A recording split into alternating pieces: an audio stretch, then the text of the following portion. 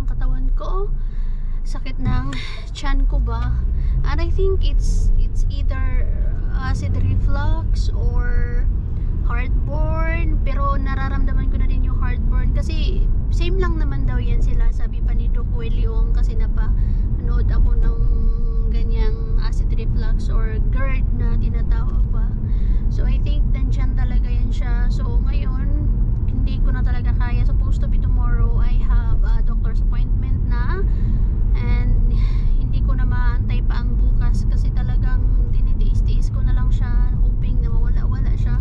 Pero this time besh, hindi na talaga kaya. So I decided na punta na talaga ako ng hospital, and hindi ko na pinasama si Mister kasi siya na yung pinagbantay ko kay Lumi, kasi hindi ko rin alam kung ano yung magiging dito sa hospital ngayon kasi biglaan nga lang to. Hindi talaga besh, nandito na ako sa point na hindi ko na kaya. Pagod na ako. Hindi ko na may gagalaw yung katawan ko. Pinipilit ko pa rin gumalaw kasi syempre meron tayong Lumi, back, masakit yung likod ko, masakit yung hips ko, lahat na lang masakit. Yung wala na nga akong kinain, pero feeling ko yung pakiramdam ko parang full na full pa din. Takot na akong kumain besh, pero syempre kailangan kong kumain kasi nga meron akong anak na pinapadede. Kaya eto, sinasabi ko kanina na hindi ko na talaga siya kaya besh. Yung kailangan ko pa rin gumalaw-galaw kasi meron akong anak, kasi wala namang ibang gagalaw talaga. So dumating talaga sa point na ayoko nang kumain kasi natatakot ako na matrigger na naman yung sakit ng tiyan ko. Pero kahit na wala akong kinakain, nakakaramdam pa rin talaga ako ng sakit ng katawan ba. Sakit ng dito sa tiyan talagang lumalala siya, kahit anong position ko talaga lumalala siya bes. And nung kailan ba yun? I think it was last week. Kailan ba? I think it was last week. Naranasan ko yung pinakamatindi talaga besh na sakit ng katawan. Doon ko naramdaman na may namamatay pala talaga sa sobrang sakit. Doon ko na-realize na totoo pala talaga yun, na pag sobrang sakit na sakit may mga namamatay ba, kasi yun yung naranasan ko. Yun yung pinaka masakit na naranasan ko nung mga araw na yun. Gabi yun, and it was 2 consecutive nights na siya nangyari, kasi diba na-share ko sa inyo na usually nangyayari siya every 1 AM, 2 AM or di kaya 3 AM siya nangyayari, pero 2 beses na siya nangyari na gabi, like 7, 8, kasi 7, 8 nung nung 1 AM to 2 AM, 3 AM mga nangyayari. Yun yung mga napapansin ko na kumakain ako ng mga alas 10 or alas 11, which is not good palaga, kasi natitrigger pala talaga siya pag may acid reflux ka or kaya yung heartburn niya, natitrigger siya. So dapat kumain ka ng alas 7 or kaya mas maaga, alas 6 bago ka matulog talaga. So tinry ko yun and it works naman. Pero yun, 2 beses talaga na yun na nangyari siya ng gabi. Kumain ako ng alas 7 and after that, yun, na-trigger siya besh. Kunti na nga lang yung kinakain ko pero na-trigger pa din siya. Ay naku Lord, ang hirap talaga pag may kapag may sakit ka na nararamdaman. So ngayon, kailangan ko nang pumunta dito sa hospital. Yung Pybustos siya na tinatawag. Hindi ko alam kung ano yun sa English, pero tingnan natin kung malulunasan ba itong nararamdaman ko. And nag-flashback sa akin kasi naalala ko pala way 2018 yata. Nagkaroon din pala ako, pinasukan din po pala ako ng tubo kasi yung tiyan ko is nakaramdam ako ng parang lagi siyang nangangasim yung tiyan ko, yung parang laging kumukulo-kulo ganyan, kahit na may kinakain ako o wala akong kinakain, kumain ako ng maasim or anything, wala, ganun siya lagi, yung parang lagi ako nagugutom ganun. I think it was ulcer no, pero wala namang nakitang anything na problem. And wala naman siya. So ngayon, I think yun yung dati na ngayon bumalik na naman siya and mas naging worse siya ngayon. Nakakalimutan ko lagi na i-search yung about ulcer kasi sabi niya baka daw ulcer hindi ko malala, hindi ko na-search kung ano ba yung mga symptoms ng ulcer. Pero I think hindi naman siguro siya ulcer. Pero anyway, yun niya, yung heartburn, naramdaman ko siya, yung hirap na akong huminga. Iba yung sakit niya, besh, talagang ay nako, hindi ko siya ma-explain na kahit na anong position mo, wala talaga, lalala lang talaga siya. Lalat lang talaga siya. Nang nakakainis pa kasi yung sakit is it takes more than 1 hour. Kaya grabe yung pamimilipit ng sakit ko. Nang may nangyari nga po na sobrang sakit, like mga alas 12 na yata yung patulog na ako. Na sumakit siya ng bonggang-bongga. Ansakto naman si Lumi, nagising siya. And ayoko siyang hinayaan ko, wala akong choice kundi hayaan siya na umiyak kasi hindi ako makapagpadiri sa kanya. Kasi kapag padiri ako sa kanya, kahit anong posisyon talaga, natitrigger talaga, sobrang sakit, kaya hinayaan ko siya na umiyak kasi awang-awa ko kay Lumi ng mga time na yun. Pero tinawag ko syempre si Mister. Ayoko man siyang tawagin sana kasi nga may trabaho siya kinabukasan, pero hindi ko na talaga kinaya. So tumawag siya, yung pinaano ko kay Lumi na ikaw na muna bahala kay Lumi. So ngayon, sabi ko sa kanya, hindi ko na kaya, kailangan ko na pumunta ng hospital. Sana malunasan na to, kay ang hirap. Pagod na yung katawan ko. Alam mo yung everyday, lumalabas kami ni Lumi, nadodoble yung pagod, sakit ng katawan ko. Kasi gusto ko talaga na lumabas kami. Na hindi lang kami lagi nasa bahay. Ay, hindi ko alam kung ano talaga to. Pero anyway, tara samahan niyo ako mga besh. Tingnan natin kung ano nga ba ito. Sana malunasan na. Kasi uminom ako ng gamot. And hindi basta-basta na magpaano lang ako ng gamot ng hindi ko masabi na syempre breastfeeding pa rin tayo mga besh. So kailangan i-ano natin na breastfeeding mama tayo. Kaya hindi tayo basta-basta uminom ng gamot. Aray ko, ang sakit ko talaga. Hindi tayo basta-basta uminom ng gamot na nagpapadidi pa tayo. Tara. So dito tayo. It's been a while. Yung last time na pumunta ako dito sa hospital na to, or nakaalis kami dito, was last year nung nanganak ako kay Lumi. Ngayon na lang ulit ako nakabalik. One eternity later. Grabe mga besh. Time check, it's already 6:45. So kanina dumating tayo dito at ng 1, ngayon pa lang tayo nakalabas. Diyos ko Lord, ang daming mga ginawa sa akin. Nagkaroon ng mga blood test, ECG test, basta ECG test, lahat ng mga possible na pwede nilang i-test para lang talaga malaman kung ano ba talaga yung problema ng akin, kung ano ba talaga ang nararamdaman ko, kung ano ba yung sakit ng tiyan ko. Ay, grabe Lord. Namiss ko ang Lumi. Dapat nga hindi pa ako makakauwi. Kasi hindi pa talaga tapos mga besh. Meron pang mga test na gagawin. Pero nakiusap na ako sa doktor na pwede ba balik na lang ako bukas. Kasi yung anak ko, syempre nagpapa-breastfeed ako. Tapos mag-time na naman yan ng tulog. And then, isa pa mga besh, wala talaga akong kain. Kasi, grabe talaga yung sakit ng tiyan ko kanina ba. Ayokong kumain kasi feeling ko busog ako. Kahit na wala. Yung kinain ko lang talaga kanina po is oatmeal.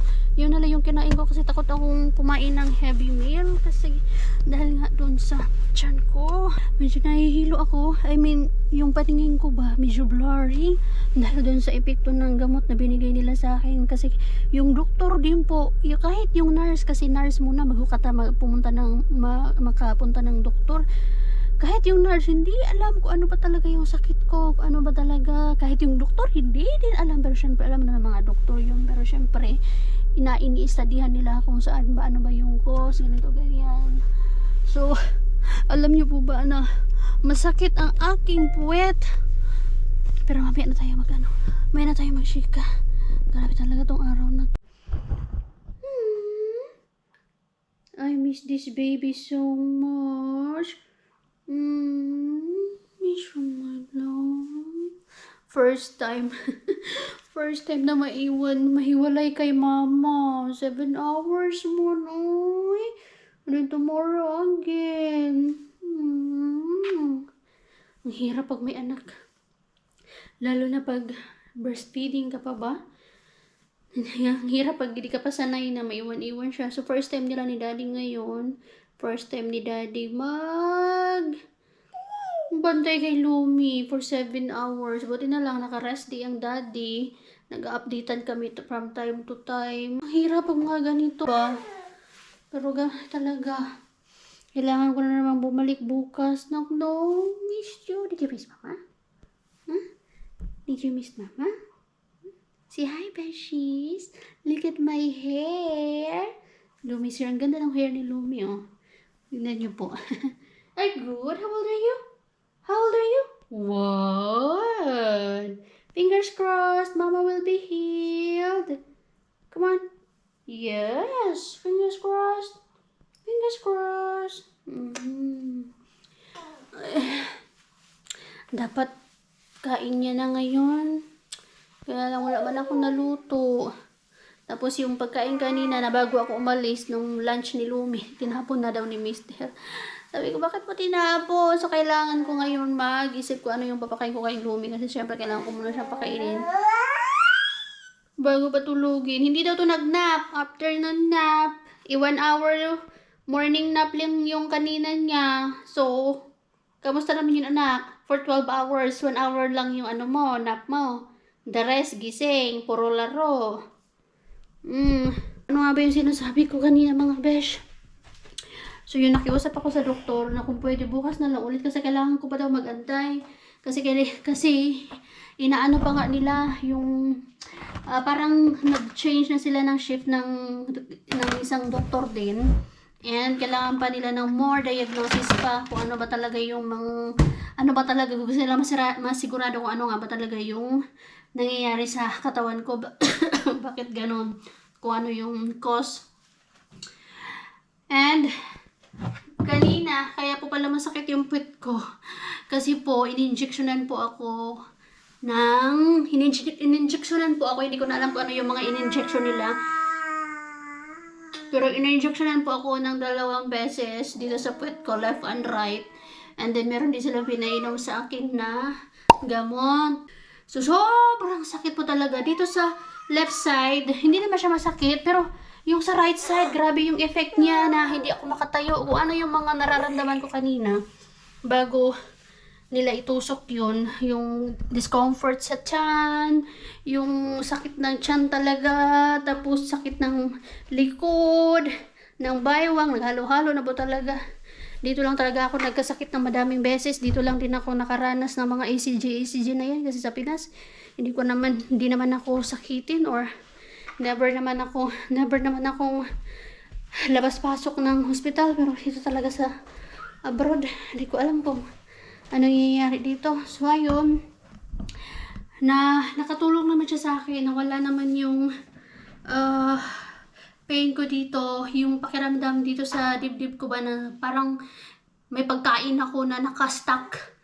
Yung pakiramdam na ganon. Wala naman akong kinain kasi oatmeal lang po talaga yung kinain ko kasi takot nga po akong kumain. Kasi ayoko maramdaman yung sobrang sakit na parang nakakamatay na sakit ba. Ayoko na maulit yun. Ako umiinom masyado ng tubig kaya kung naririnig niyo po yung boses ko medyo sa para. Kahit natakot ako uminom ng tubig, umalagyan ng kahit ano yung katawan ko, uminom pa rin ako ng tubig. And dahil nga po, hindi ako sanay na umiinom ng gamot na walang kain. Siguro yun yung naging side effect sa akin na yan, parang nahihilo ako. At the same time, kakaiba mga besh. Yung nagiging blurry yung paningin ko. Pagtingin ko sa cellphone, ba't hindi ko na makita masyado yung mga pictures or yung mga apps na nandun. Yun yung side effect niya sa akin up until now. Buti nga nakapag-drive pa ako kasi sinigurado ko talaga na makapag-drive ako kasi pag iniisip ko, pag mag-taxi ako pa uwi, kailangan ko pa din bukas bumalik. Hindi mahal din yung taxi syempre. And then ayoko naman naiwan yung sasakyan doon for 24 hours. So pinilit ko mag-drive. Ngayon, kain tayo kasi wala talaga akong kain. At the same time, papakainin ko din ng rice siguro ang Lumi. Isasabay ko na din siya sa pagkain ng aking kakainin. Pero siguro, mag-scrambled egg ako para sa kanya. Kasi yung kakainin ko ay pork. Yung niluto ni Mr. kagabi na pagkain. Ana, ulam. Ang hirap dito kapag kami-kami lang ba, wala kang mapag-iwanan kay Lumi, wala kang support na makukuha sa bagay. Kahit naman nandun din si Mr. tapos si Lumi, mahirap din. Tinan niyo naman po yung inantay ko, napakatagal. Naawa nga ako dun sa isang nanay. Meron siya 2 anak doon. And then yung isang anak niya ay mga nasa 3 years old. Tapos yung isa ay mga nasa 7 years old. Grabe yung antay nila doon. Nauna pa sila sa akin. Tapos kakauwi lang din nila. And wala namang reklamo yung mga anak. Siyempre, walang reklamo yung mga anak kasi nakatutok sa cellphone. Yun yung ayaw ko kay Lumi na isama ba. Nalayo ko na matutok-tutok siya sa cellphone ba. So, tingnan natin bukas kung ano ba yung talaga yung totoong findings ng sakit ni Ruby. Na nakakamatay ang sakit ko. Pero before po pala, hi! Love you! Before po pala noong 2017, maalala ko na nagkaroon na din pala ako. Yun nga po yung nabanggit ko kanina na pinasukan ako ng tubo, yung gastroscopy ba yun? Gastroscopy, para i-check yung food pipe ko dito, kung may mga nakabara ba, or kung normal, kung ano ba. So, yung 2017 na po yun, yung pakiramdam ko po na yun, ay kumain man ako or hindi, yung pakiramdam ko na parang gutom pa din ako. Yung po yung pakiramdam ko na yun. And wala naman siya, kasi binigyan yata ako ng gamot, and it was normal actually, mga besh. Normal po yun. Kaya lang ngayon, naalala ko nga siya kasi I think isa din yun sa mga dahilan kung bakit ito parang mas malala siya. Kasi sinabi ko sa kanila na hindi naman siya same ng nararamdam ko ngayon dun sa same, yung nararamdaman ko nung time na yun, nung 2017. Mas malala ngayon kasi may mga back pain, may dito, may hip pain na talaga. And sabi nila, baka isa nga din daw yun. Na-trigger lang ba yun tapos lumala ng lumala. Pero merong sinabi sa akin nila meron daw bato na kailangan i-remove. Pero sa isip ko parang hindi to bato eh, pero maniwala na lang tayo sa doktor. So bukas nga po, pagbalik ko, kailangan pa ulit ng another blood test na gagawin at meron pa silang mga gagawin nga, another check up pa ulit bukas.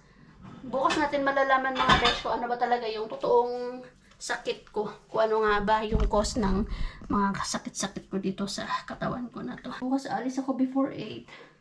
Lutuan ko siya ng egg muna.